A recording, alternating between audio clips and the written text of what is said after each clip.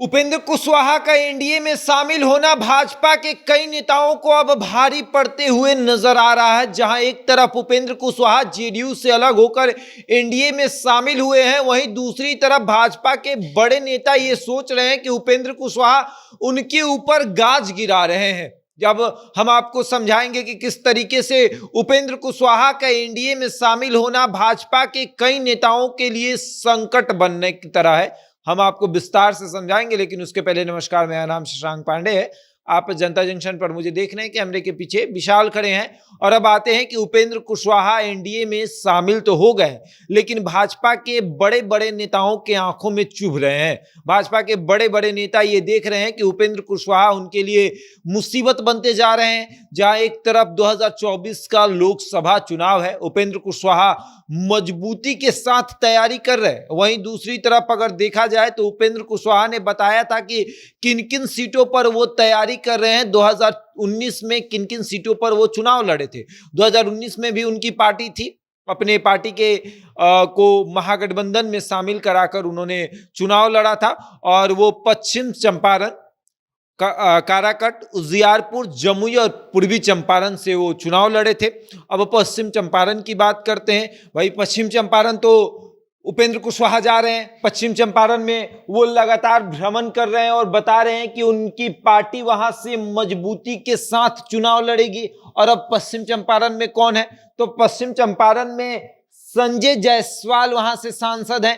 संजय जायसवाल भाजपा के बड़े नेताओं में आते हैं, प्रदेश अध्यक्ष भी रह चुके हैं। और संजय जायसवाल के लिए मुसीबत बनते जा रहे उपेंद्र कुशवाहा। और अब उपेंद्र कुशवाहा अगर कहेंगे कि पश्चिम चंपारण से हम चुनाव लड़ेंगे, तो फिर संजय जायसवाल क्या करेंगे। संजय जायसवाल को कहीं शिफ्ट होना पड़ेगा और नए जगह पर जाना की मतलब कि मुसीबत मोल लेना, कि नए जगह पर जाएंगे। एक तरफ इंडिया गठबंधन इतने मजबूती के साथ खड़ा है, नए जगह पर जाएंगे, लोग वोट करेंगे कि नहीं करेंगे, यह भी एक बड़ा सवाल है। लेकिन संजय जायसवाल के लिए मुसीबत बन गए हैं आपको उपेंद्र कुशवाहा। अब आते हैं दूसरा सीट, तो दूसरा सीट है उजियारपुर। उजियारपुर जो है आपको नित्यानंद राय, केंद्रीय गृह राज्य मंत्री हैं, भारतीय जनता पार्टी के ये भी बहुत बड़े नेता हैं, इनकी भी पहुंच ऊपर तक है। लेकिन इनके लिए सबसे बड़े संकट बन रहे हैं उपेंद्र कुशवाहा।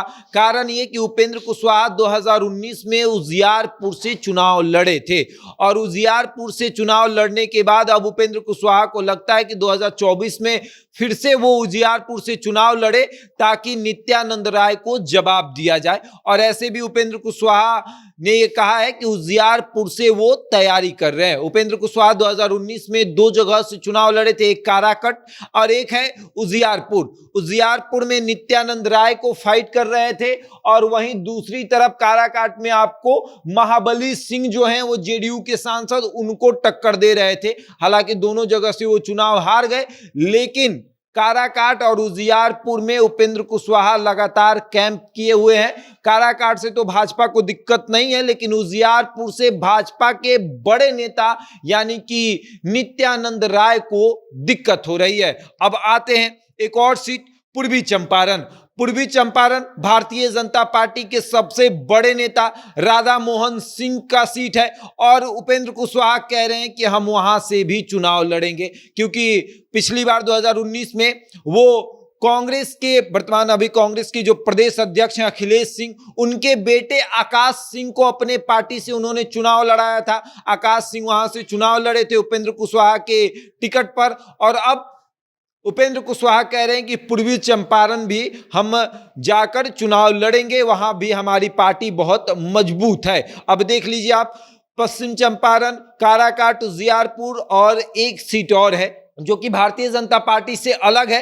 भारतीय जनता पार्टी के सबसे करीबी पार्टी जो है एलजेपी रामविलास यानी चिराग पासवान की पार्टी। और चिराग पासवान के लिए मुसीबत बन रहे हैं उपेंद्र कुशवाहा, क्योंकि जमुई से पिछली बार 2019 में वो चुनाव लड़े थे, दूसरे नंबर पर थे। तो उपेंद्र कुशवाहा का मानना है कि जमुई में इस बार हम चुनाव लड़ेंगे, जमुई भी जाएंगे और इन तमाम जगहों से चुनाव लड़ने की उपेंद्र कुशवाहा बात कर रहे हैं। इन जगहों पर लगातार कैंप किए हुए हैं कि उजियारपुर से हम चुनाव लड़ेंगे, जमुई से लड़ेंगे और काराकाट से तो लड़ेंगे ही। तो काराकाट में भाजपा भाजपा को कोई दिक्कत नहीं है, क्योंकि वो जेडीयू के वहां से सांसद है, तो भाजपा जो है वो देने को तैयार है उपेंद्र कुशवाहा को कि चलिए आप काराकाट से चुनाव लड़ लीजिए।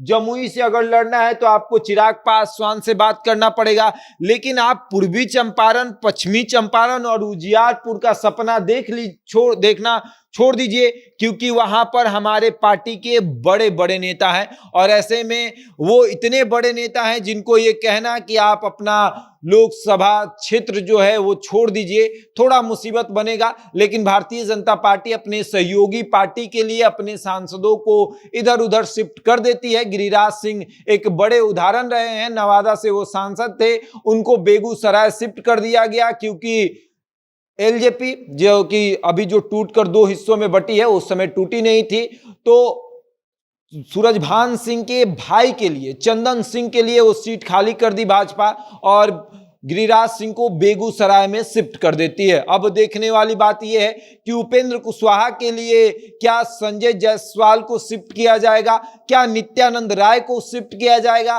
क्या राधा मोहन सिंह को शिफ्ट किया जाएगा, यह बड़ा सवाल है, क्योंकि भारतीय जनता पार्टी के 3 बड़े नेताओं का लोकसभा क्षेत्र जिस पर उपेंद्र कुशवाहा की नजर है। हालांकि जमुई से भारतीय जनता पार्टी को कोई खासा मतलब नहीं है, काराकट से कुछ खासा मतलब नहीं है, लेकिन आपको पश्चिम चंपारण, पूर्वी चंपारण और उजियारपुर से तो मतलब है। अब देखिए आगे क्या होता है। बहरहाल इस खबर में इतना ही, बने रहे हमारे साथ और देखते रहे जनता जंक्शन।